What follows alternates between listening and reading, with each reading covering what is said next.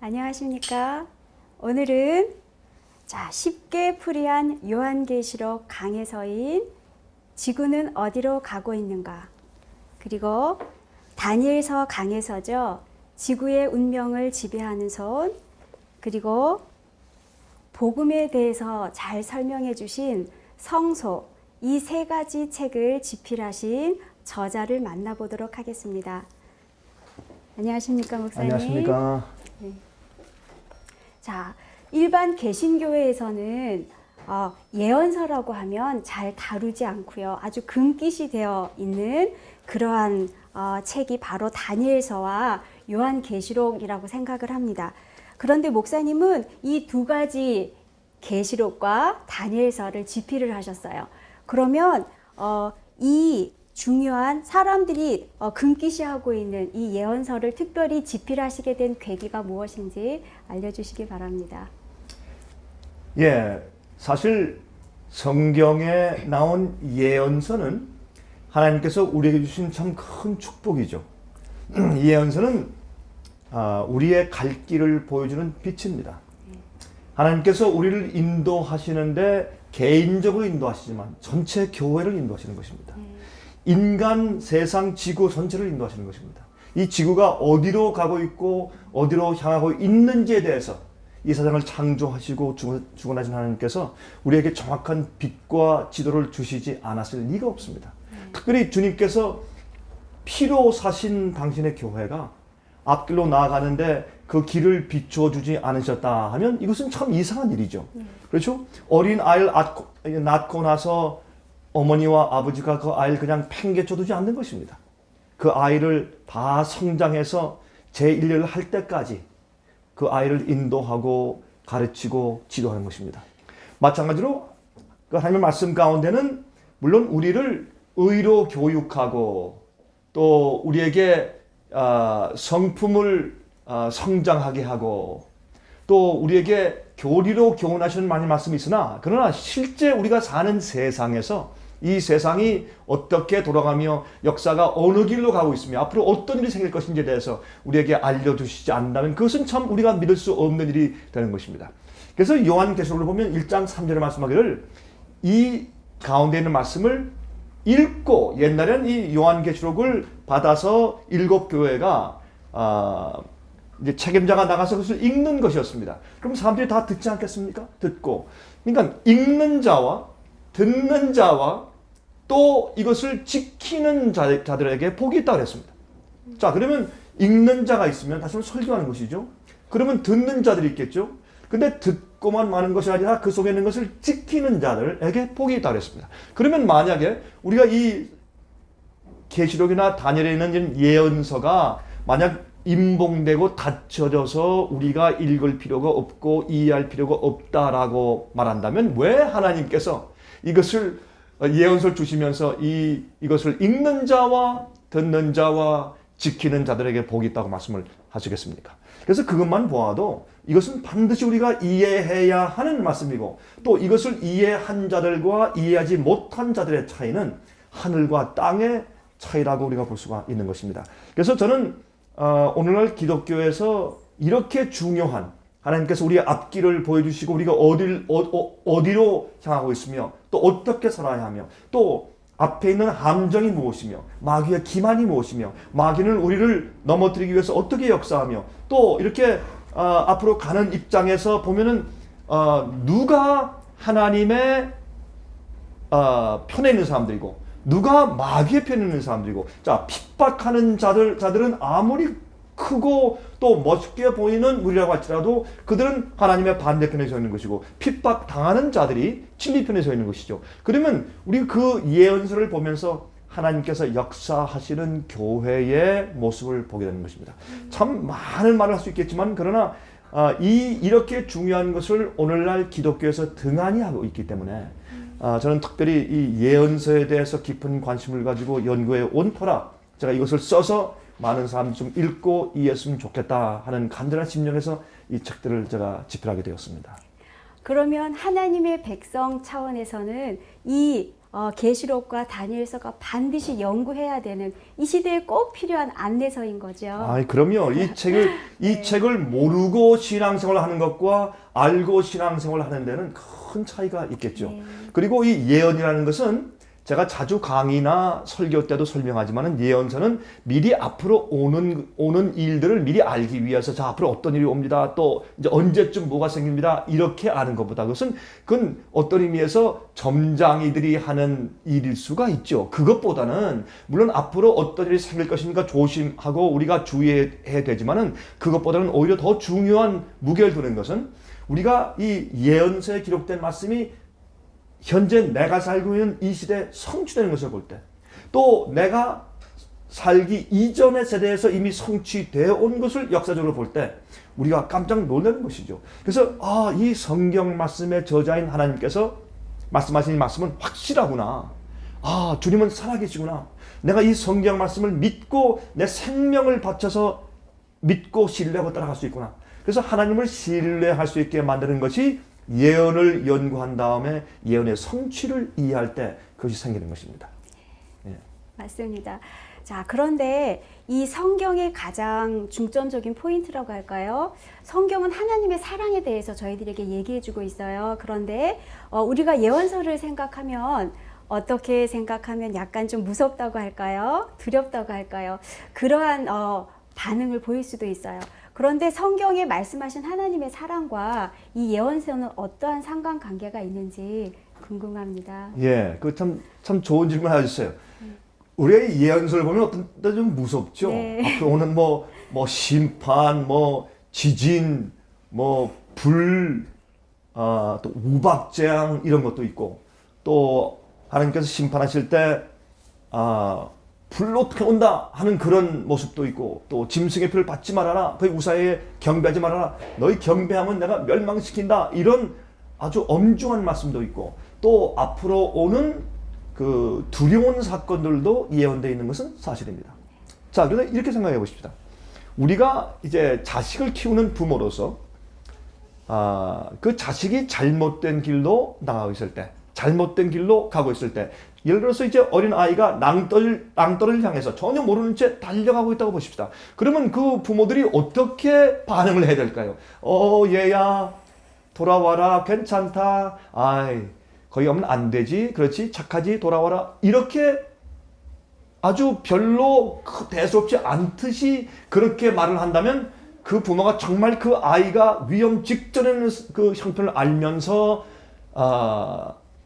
경고하는 부모의 심정일까요? 정말 그 아이들을 보면서 정말 그 약하는 심정으로 아이를 사랑하면서 외치는 것일까요? 아니지 않습니까? 어떻게 할까요? 소리를 지르고 아마 비명도 지르면서 아마 돌아오지 않으면 너 죽인다, 정말 돌아와라, 내가 안 돌아오면 다리 몽댕을 부러뜨리겠다, 어떤 때는 돌을 집어서 던지면서까지 돌아오라고 큰 소리를 칠 것입니다. 그것을 가지고 우리가 어머니의 사랑이라고 하고 아버지의 사랑이라고 합니다. 왜? 지금 당장 위험의 직전에 처한 그 자식에 대한 애절한 심정 때문에 소리를 지를 때는 것이죠. 마찬가지겠죠. 하나님도 정말 위험 가운데 빠진 도무지 마귀의 미혹에 빠지면 안 될 텐데 그 앞에서 지금 낭떠러지에 떨어질 듯이 가 있는 우리 인생들을 볼 때 불쌍하셔서 소리 지르는 간절한 하나님의 사랑이 그 속에 포함되어 있는 것이죠. 그래서 우리가 어떤 때 이 엄중한 그런 말씀이나 심판에 대한 말씀을 우리가 보고 읽을 때도 오히려 그것이 하나님의 우리를 향한 간절한 사랑의 외침과 호소다. 그렇게 우리가 이해하고 이 예언들을 읽으면 아마 깊은 감동으로 우리 마음 가운데 다가오게 될 것입니다. 예, 그러면 목사님 설명을 들어보니까 이 예언서만큼 우리에게 하나님의 사랑을 잘 전달해주는 성경은 없는 것 같습니다. 네, 그렇습니다. 예, 그러면 이제 하나님의 사랑에 대해서 말씀해 주셨는데요. 특별히 목사님이 집필하신 이 성소라는 이 책을 보면요, 복음이라는 말씀이 나와요. 복음이 우리의 죄를 구원하는 하나님의 능력이라고 설명을 해주셨어요. 그러면 이 성소라는 것은 우리가 알기에 구약시대 때 양을 잡아서 제사 지내던 성막의 개념으로밖에 생각을 하지 못하고 있었어요. 예, 그렇죠. 그런데 도대체 이 성막이 어떻게 복음이며 이것이 어떻게 우리의 죄를 해결하는 것인지 좀 간단하게 설명해 주세요.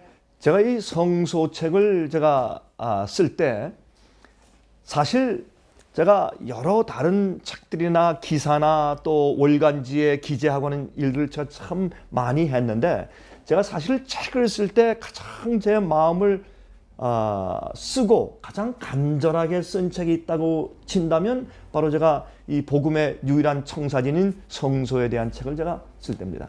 이거는 그렇게 두꺼운 책은 아니지만은 상당히 많은 의미가 집약되어 있는 책이라고 우리가 볼 수 있는데요. 성소하면 사실은 지루한 책으로 우리가 이해하기가 쉽죠.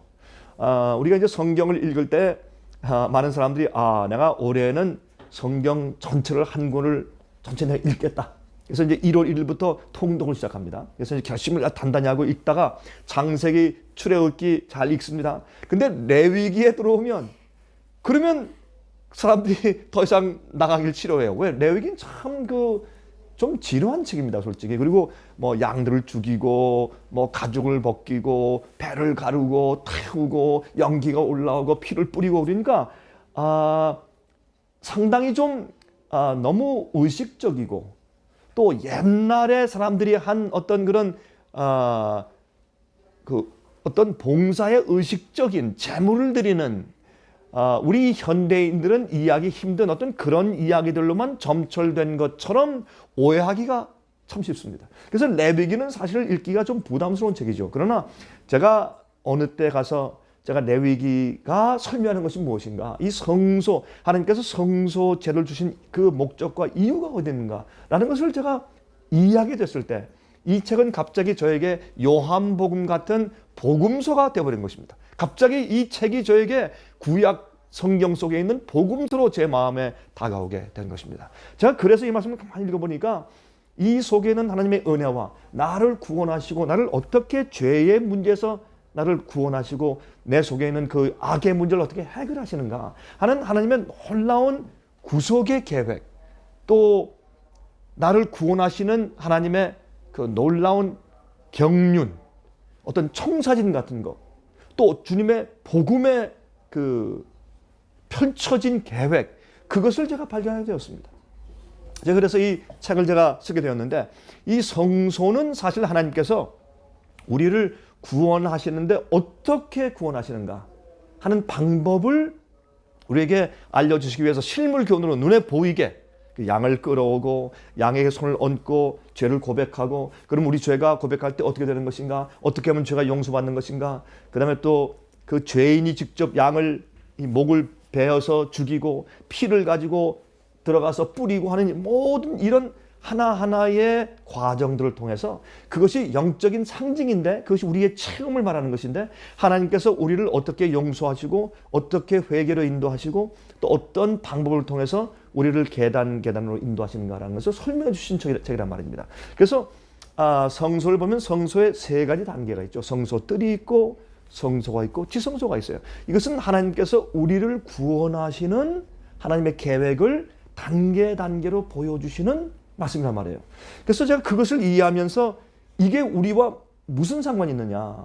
그러면 이 하나하나의 경험, 성소 뜰에 들어가는 경험이 무엇을 말하는 것이냐. 그 다음에 성소에 이제 제사장이 들어가면 우리가 믿음으로 따라 들어가는데, 따라 들어가서 어떤 경험을 하는 것이냐. 그럼 지성소에 들어가서 대속죄의 경험을 하는 것은 도대체 무엇을 말하는 것인가.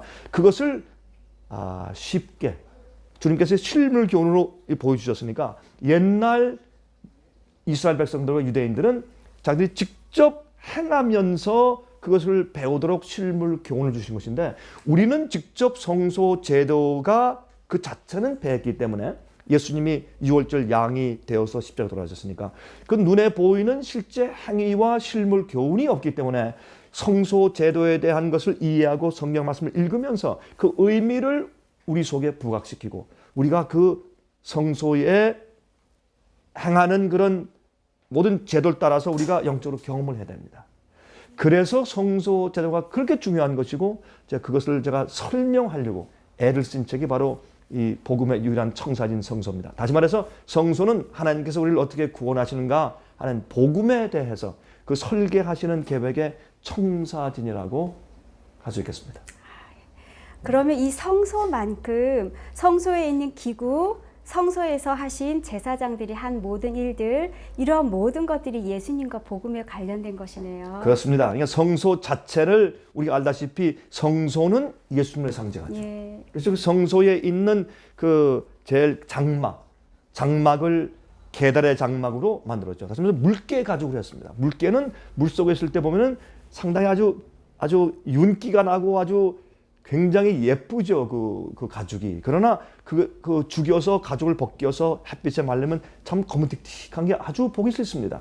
그 가죽은 광야에서 이제 다닐 때에 굉장히 단단하고 또 질기기 때문에 그렇게 한 것도 사실이지만, 그러나 우리 인간의 몸을 쓰시고 이 땅에 오셔서 참 볼품없는, 사람들이 볼 때 흠모할 만한 것이 없는 예수님의 겉모양을 상징하기 위해서 물개 가죽을 상징했죠. 그 안에 있는 것들은 또 양털, 피 묻은 양털, 또 하얀 깨끗한 양털, 또 그 안에는 이런 천에다가 천사들의 수를 넣고, 이렇게 해서 이것이 예수님을 상징하는 것이었고, 또 성소 뜰에 번제단 위에서 죽이는 양과 염소도 예수님을 상징하고, 또 제사장도 예수님을 상징하고, 또 성소 안에 들어가면 거기에 빛을 비추는 금촛대와 그다음에 또 오른쪽에는 떡상에 있는 떡도 나는 생명의 떡이라고 말씀하셨고, 또 분향단에서 우리를 위해서 기도하시는 그 대제사장과 거기에 또 향은 예수님의 의를 상징하고, 지성소에 들어가면 거기에 있는 쉐카이나 글로리 하나님의 영광이 있고,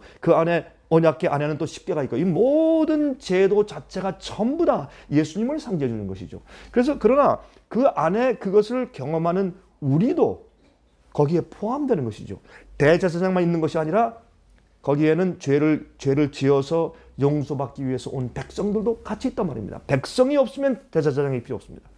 또 대제사장이 없으면 백성들이 아무리 죄를 용서받으려고 해도 용서받을 수 없는 것입니다. 그래서 이 성소 속에는 바로 하나하나 모든 거기에 있는 제단이나 기구들이나 심지어는 색깔들도 성소에 들어가면 이제 문인데 문이 다 휘장이에요, 옛날에는. 그럼 휘장인데 제일 처음에 휘장을 보면 색깔이 뭐냐면 거기에는 파란색, 빨간색, 그다음에 보라색이 되어 있습니다.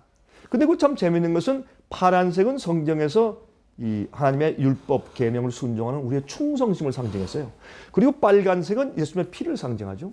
그런데 이 파란색과 빨간색을 섞어 놓으면 무슨 색깔이 됩니까? 예, 자주색 보라색이 되죠.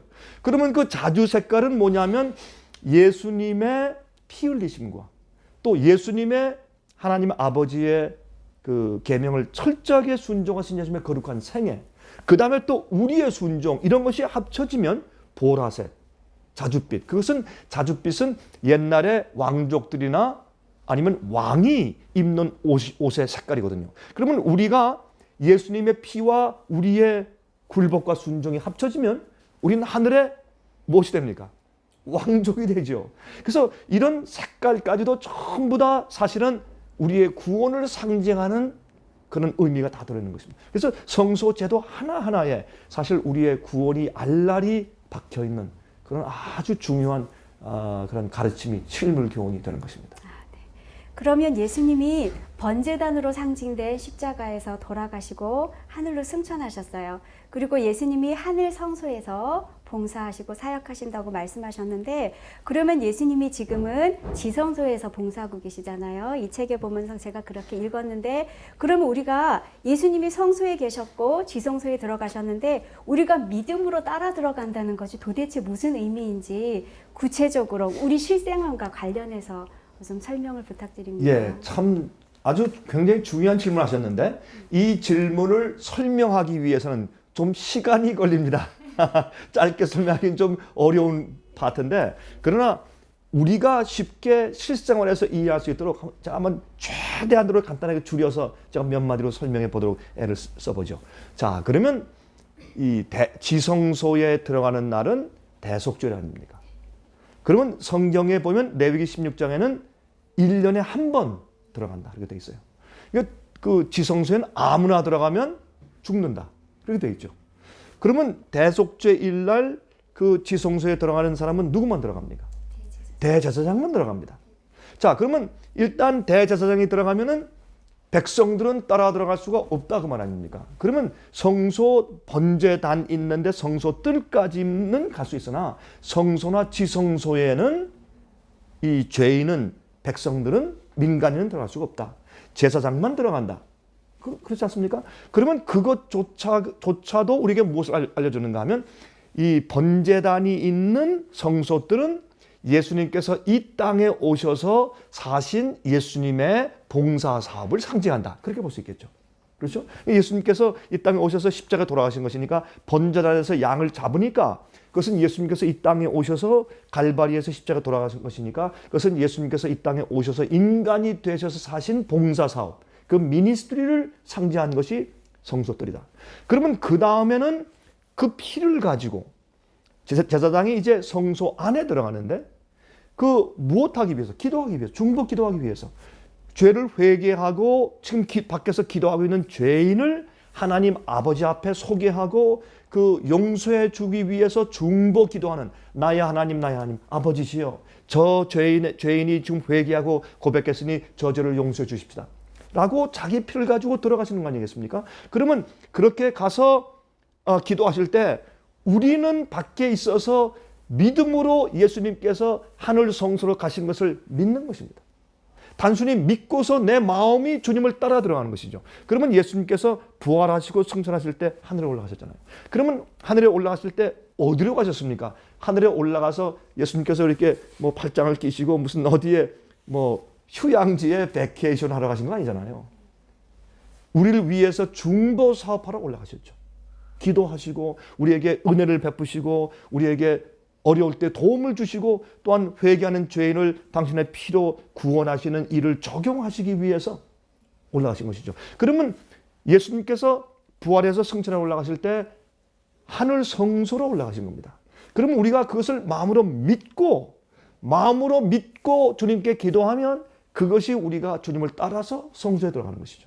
마찬가지로 대속죄일 날 예수님께서 지성소에 들어가는 것은 이제 정말 모든 사람들을 다 심판을 끝내시고 인을 치시고 누가 의로운 자고 누가 불의한 자인가, 누가 거룩하고 누가 거룩하지 못한 자인가, 누가 하나님께서 영원히 데려가서 영원히 살게 만들 자들인가, 누가 영원히 당할 자들인가. 물론 하나님께서 모든 사람을 구원하시기 위해서 정하시고 그렇게 하게 애쓰시겠지만 그러나 의인과 악인의 차이가 생기겠지 않습니까? 그러므로 주님께서 그 일을 끝내시고 인치시는 마지막 사업을 그 지성소에서 하시기 때문에 그것을 대속죄일, 매일매일이 어떤 의미에서 속죄일 될 수 있죠. 매일매일 우리가 죄를 고백하고 용서할 수 있으나 대속죄일은 1년에 한 번.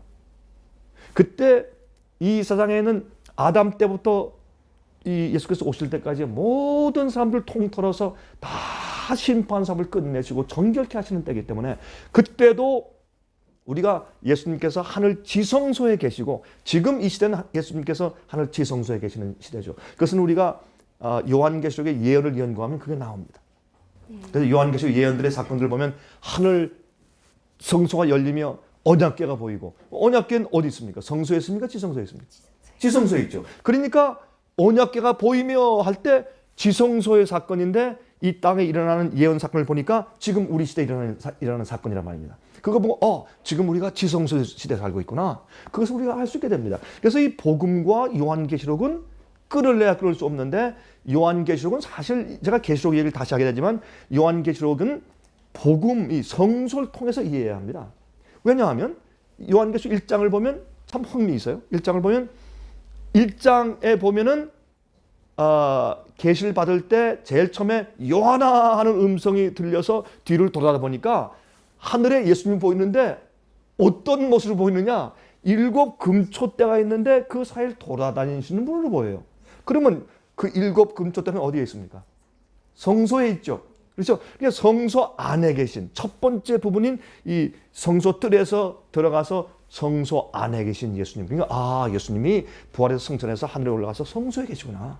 그때는 그리고 지금 이 시대는 지성소 계시구나. 그것을 우리가 알 수 있다고 말입니다. 그래서 이 성소로 시작해서 나중에 성소에서 지성소 사업이 끝난 다음에 큰 내성 번개가 있고 마지막 심판이 내려오고 7 재앙이 내려오면서 끝나는 것을 볼 때 성소에 대한 이해가 없이는 요한계시록의 그 예언의 흐름도 우리가 정확히 이해할 수가 없다.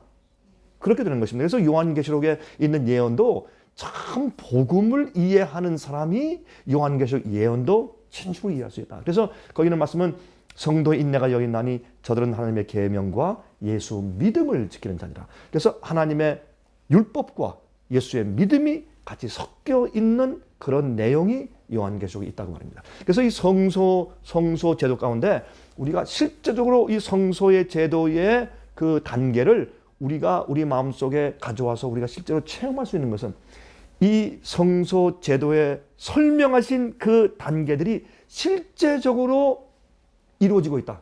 옛날 그것을 앞으로 오는 하늘 성소를 이해케 하기 위해서 지상에 있는 성소를 짓도록 하신 것처럼 또 우리는 지상 성소도 없는 이런 때에 그 성소가 하늘로 옮겨서 실제로 이루어지고 있다. 그것을 믿고 그대로 따라서 우리 마음이 그것을 믿고 주님을 따라가면 그 성소 제도에서 말씀하신 그 경험이 체험적으로 매일매일 우리에게 올 수가 있다. 저는 그래서 이 성소책을 쓰는 것은 사실은 우리가 실제적으로 이 성소 제도의 의미를 따라가서 체험하고 사는 것이 무엇인가, 그래서 이 결론이 무엇인가 하는 것을 설명하기 위해서 제가 애를 쓴 것입니다. 예, 그러면 정말 성소라는 이 책은 그냥 우리가 지식적으로만 이해하는 것이 아니라 예수님이 지금 하시는 사역, 우리가 그렇죠. 예수님이 지금 지성소에서 우리의 죄를 위해서 중보하시는 것 외에 정말 이 세상 역사를 끝마치시기 전에 누가 하늘에 살기에 합당한지 그렇지 않은지 그것을 심판하는 여러 가지 그런 하나님의 사업도 들어가 있고요. 그러면 아까 말씀하셨듯이 이 성소의 복음을 이해하지 못한 자들은 계시록에 나와 있는 현대 예언서에 대해서도 정말 진심으로 감사하고 정말 고마워하는 마음으로 받아들일 수 없다라고 하셨는데요. 그러면 이 성소에 나타나신 예수님의 사랑을 이해한 사람만이 예언서에 나타난 이런 우리를 위해서 사랑의 마음으로 정말 우리를 하늘에 합당한 자로 살게 하시기 위해서 우리를 구원하기 위해서 베풀어 주신 그 예언서들을 감사한 마음으로 받아들일 수 있다라는 얘기죠. 네, 그렇습니다. 네. 분명히 그렇습니다. 지금 잘 설명하셨는데 요한계시록의 주인공은 예수님 아닙니까? 예. 그래서 요한계시록 1장 1절부터 말씀하기를 예수 그리스도의 계시라 이렇게 시작하는 것입니다. 그러니까 요한계시록을 우리가 타이틀을 지을 때 요한계시록인데 사실은 타이틀을 예수계시록으로 그리스도의 계시로 사실 타이틀을 그렇게 붙였어야 하는 것이죠. 그래서 요한계시록 예언 자체의 주인공은 예수님이고 예수님께서 천사에게 준 그 계시를 천사가 가지고 내려와서 가브리엘이 사도 요한에게 보여준 것이죠. 그래서 사도 요한이 기록해서 우리가 읽게 된 것이죠. 그래서 요한계시록 자체가 예수님이고 예수님이 우리 인간의 구원의 사업을 이루시기 위해서, 그래서 예언 가운데는 기간적인 예언이지 않습니까? 각 기간직 세대가 흘러가면서 어떠한 일을 행하시며 어떤 땐 어떤 사건이 일어나고 어떤 사건이 일어날 때는 구속의 계획이 어느 정도 진행되었다는 것을 우리가 알 수 있고, 그래서 이 예수님께서 우리를 구속하시는 그 계획과 진행 과정이 나가는 것이기 때문에 요한계시록을 이해할 때 예수님 없이 이해하는 것은 그건 점쟁해야 되는 것이고, 예수님의 복음에 대한 의미를 이해함이 없이 요한계시록을 이해하기 때문에 사람들이 두렵고 또 위기 무엇이 온다 준비하자 이런 두려운 마음만 가지고 이해하게 된단 말입니다. 그러나 예수님을 정말 알고 복음을 알고 성소에 대한 그 기본을 알고 요한계시록을 읽으면 그 책은 사랑의 책이요 고마운 책이요 정말 우리의 앞길을 비춰주는 주의 말씀은 내 발의 등이요 내 길의 빛이니이다. 예? 그 시편 119장 105절에 있는 그 말씀처럼 정말 그 우리 마음 가운데 와서 닿는 그런 책이 될 수 있겠습니다. 예, 예수님이 지금 대속죄일의 사업을 하고 계시는데요. 실질적으로 레위기서에 보면 대속죄일은 하루의 기간이지 않습니까? 예, 그렇습니다. 예, 그런데 사실 지금 우리가 지구에서 일어나고 있는 여러 가지 사건들을 볼 때에 정말 두렵고 떨리는 사건들이 많이 일어나는 것 같아요. 최근에 이집트의 민주화 운동이 있었고요. 그리고 리비아에서도 그런 민주화 운동이 있는데, 자, 지금 이러한 이슈들이 정말 이 지구의 마지막 종말을 고해주고 있는 것 같아요. 그러니까 이 이집트의 사건과 리비아의 민주화 운동을 예언적인 안목에서 좀 설명해 주십시오. 예, 굉장히 중요한 현재 우리가 당하고 있고 현재 우리가 보고 있는 사건인데 제가 쓴 그 다니엘서가 있지 않습니까? 예, 다니엘 책 한번 좀 보여주세요. 예, 제가 이 지구의 운명을 지배하는 손이라는 제가 이 책을 제가 기록을 했는데, 이것은 사실 다니엘서 강해입니다. 다니엘서 강해인데, 제가 이 지구의 운명을 지배하는 손이라고 구태여 이름을 붙인 것은 보통 서점에서도 이것이 이제 사람들 손에 판매되거나 아니면 주어질 때 성경을 잘 모르는 사람도 지구의 운명에 대해서 알고 싶은 사람들은 받아들일 수 있도록 그렇게 제목을 이제 붙인 것이죠. 근데 이 다니엘서를 연구해 보면 다니엘서에 있는 내용들이 참 놀라운 지구의 그 흐름, 운명을 담고 있습니다. 그 다니엘 2장에 있는 느부갓네살 왕이 꿈에 본 그런 신상 같은 것, 그런 것들은 아주 간단한 마치 만화 같은 그런 예언인데, 그러나 그 내용을 보면은 어떤 신상의 머리는 금이고, 그 다음에 이 어깨와 가슴은 은이고, 그 다음에 그 아래는 앞에 또 배와 또 넓적다리 위에까지죠. 거기는 어떻게 해요? 굴이 동이고, 그 다음에 두 다리는 설이고, 그 다음에 이 발은 철과 진흙이 섞여 있는 10발가락이 있고, 이렇게 참 이상하게 되어 있어요. 근데 이것을 천사가 설명을 합니다. 그러면서 이제 설명했을 때 다니엘이 느부갓네살 왕에게 말하기를, 왕이시여, 왕이 바로 금머리입니다. 다시 말해서 바벨론이라는 뜻이죠. 그래서 바벨론, 이 영혼이 가는 것이 아니라 그 후에 또 그와 좀 못한 나라가 일어날 것이요 라고 설명해 줍니다. 그러면 그것을 우리가 세계 역사와 비교하면 바벨론 제국 이후에 어떤 제국? 메데 페르시아 제국이 등장합니다. 그 다음에 헬라 제국이 나오고, 그리스죠. 그 다음에 로마 제국이 나오고, 로마 제국이 동로마와 서로마로 또 갈라지고, 나중엔 열국으로 갈라져서 열국이 되고, 이런 세계의 흐름을 아주 간단하게 만화식으로 그려서, 여러분 이 동서고금을 막론하고 어느 문화, 어느 배경, 어느 언어, 어느 나라에 살았을지라도 사람들이 만화는 다 할 수 있죠. 미소 그러면 사람들이 다 알 수 있고, 그 다음에 또 음악 같은 것도 뭐 어디 살든지 그것을 이해할 수 있는 것처럼, 만화, 그림도 간단하게 모든 사람이 언어가 달라도 이해할 수 있지 않습니까? 그런 식으로 시간이 흐르고 이런 지방과 인종과 문화의 배경이 달라도 이해할 수 있도록 주님께서 이 중요한 사건을 만화로 그려주신 것입니다. 그래서 그것을 보면은 이 지구상의 흐름을 알 수 있어요.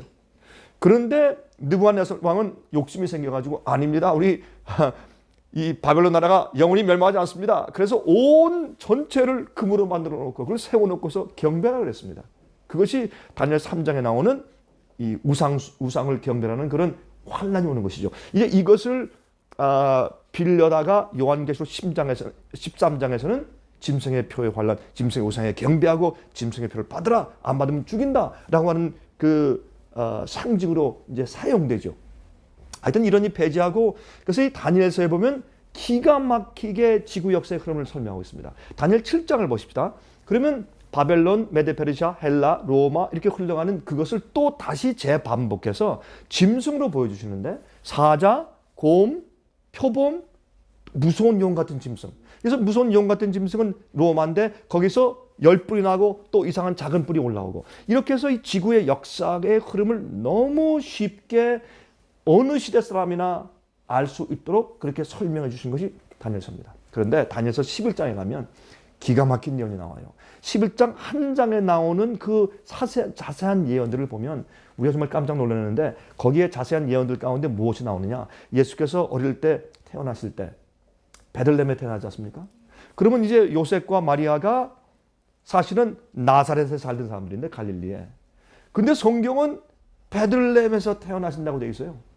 그런데 말이에요, 이 천사들이 보았을 때, 예를 들어서 보았을 때, 지금 예수님이 탄생할 때가 되었는데 아직도 이 요셉과 마리아는 어디 있습니까? 나사렛에 있어요. 그러면 안 되는데, 그러면 나사렛에 태어나면 성경 예언이 맞지 않는데, 아마 천사들도 좀 답답했을 것입니다. 그런데 그 예언이 어떻게 됐습니까? 이 로마 황제가 어떻게 합니까? 모든 사람들은 다 호족하고 그 호족을 하러 다 고향에 돌아가라. 왜? 호족에서 다 등록을 해야 세금을 정확하게 받으니까. 세금을 받아내기 위해서 그 로마가 지배하는 지역에 있는 그 제국에 있는 모든 사람들은 다 가서 호적을 하라. 그래서 할 수 없이 그 만삭된 그 아내 마리아를 데리고 요셉이 당나귀에 태우고 지금 걸어서 베들레헴으로 가는 것입니다. 그래서 아마 천사들도 놀랐을 것입니다. 그래서 베들레헴에 그때 갔는데 많은 사람들이 호적하러 몰려있기 때문에 여관에 방이 없는 겁니다. 그래서 할 수 없이 말구유에 가서 아이를 낳습니다. 그래서 이제 천사가 너희 가서 말구유에서 누워있는 강보에 쌓이는 아기를 보면 그것이 너에게 증거가 될 것이라 그런 말씀이 있어요. 이 모든 것이 그게 다니엘서의 예언과 관계가 있는데 다니엘서 11장에 보면 이 세금을 내게 하는 로마 황제 이야기의 예언이 기록되어 있어요. 왜 그것이 기록되는가? 예수님의 탄생과 관계가 있기 때문에. 그래서 다니엘 11장은 참 이 클레오파트라 애굽의 여왕도 나오고 그래서 남방왕과 북방왕의 싸움이 계속 나오는 것이에요. 그렇게 하다가 맨 마지막에 11장 마지막에 40절부터 45절에 가면 놀라운 말씀이 나오는데 거기에 남방왕과 북방왕의 싸움이 나와요. 싸움이 쭉 나오다가 그 다음에 마지막에 가서 어떤 일이 나오는가? 요즘에 일어나는 이런 중동 전쟁과 전쟁, 중동에 일어나는 이런 소요 사태와 그냥 사람들이 데모하는 것들, 폭도 일어나는 것들, 그렇죠? 그다음에 그것이 애굽에서 일어났고 리디아에서 일어났고 이것이 아랍 국가, 이슬람 국가 전체에 퍼져가고 이런 것들도 예언돼 있는 것을 볼 수 있어요. 근데 제가 한 가지 고백을 할게요. 제가 이 책을 쓸 때는 현재 일어나는 애굽과 리디아를 포함해서 지금 이 중동 지방과 특별히 이 북부 아프리카에서 일어나는 이런 사건들에 대해서 제가 채 이해하지 못했습니다. 아직 그게 일어나지 않았기 때문에 도대체 이 얘기가 무엇일까? 제가 그 지점까지만 생각하고 고민하면서 이 책을 썼는데 지금 보니까 갑자기 애굽도 마땅히 서지 못하고 견디지 못할 것이요. 나중에 리비아도 또 구수는 아프리카입니다. 아프리카의 그 에티오피아죠. 북부 아프리카 지방들도 나중에 가서 아랍 국가들도 여러분 지금 제일 골치 아픈 세력이 뭐예요? 아랍 국가, 이슬람 국가들 아닙니까? 이 세력들도 이 북방 왕, 남방 왕이 아니라 북방 왕에게 도무지 어쩔 수 없이 굴복하고 시종이 될 것이라 그들의 금과 은과 보물도 잡힐 것이라 그런 말씀이 있는 것을 보고 이 북방왕이 공산권을 무너뜨리고 영원한 땅인 미국도 무너뜨리고 이 공산권과 싸웠습니다. 미국과는 싸우지 않습니다. 그런 예언들이 기록되어 있어요. 그리고 마지막에 이런 이슬람 국가의 세력들도 넘어뜨린 다음에 그 다음에 나오는 예언은 다니엘서 11장에 보면 그 다음엔 환란이에요. 아주 어려운 환란이 오고 참으로 똑바로 믿는 사람들에게 핍박이 온다는 기록이 있어요. 그래서 제가 요즘에 있는 것을 보면 이제 내가 이 책을 다시 써야 되겠다. 그런 생각이 들어가요. 요 특별히 마지막 부분은 다시 좀 집필을 해야 되겠다. 그런 생각이 들어가는 것입니다. 이 책은 놀라운 책입니다. 그래서 이건 여러분들이 한번 구해서 읽으셔야 합니다. 그래야 이렇게 짧은 시간에 설명드릴 수가 없습니다. 그래서 이 예언을 볼 때 현재 살고 있는 이 시대에 일어나는 이런 놀라운 사건도 성경에 단순하고 간단하게 이미 기록되어 있다. 그래서 이런 예언서들은 우리에게 앞길을 보여주는 하나님의 빛이요. 그 다음에 또 우리가 이런 것을 이루어지는 이 성취를 보면서 우리 하나님은 내가 생명을 바쳐가면서까지 신뢰할 수 있는 분이다. 이 성경 말씀은 내가 생명을 바치며 신뢰하고 따라갈 수 있는 책이다. 라는 확신을 우리 마음 가운데 가지게 되는 것이죠. 네.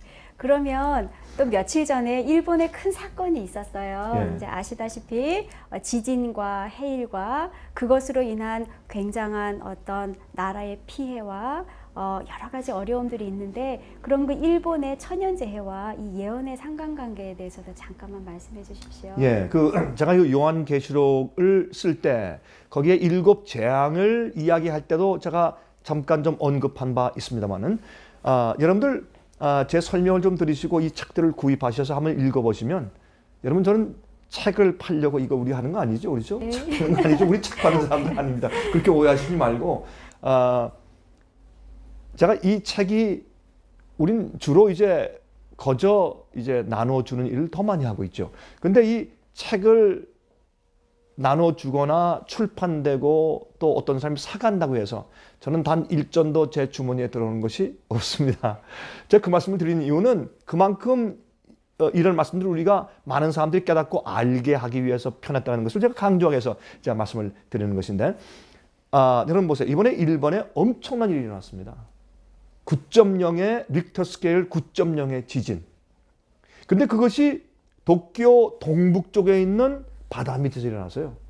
근데 요즘에 보니까 옛날에 지진 그러면 땅에서 일어나는 것으로만 생각했는데 요새는 주로 바다에서 일어나요. 그러면 바다에서 일어나면 이게 더 무서워요.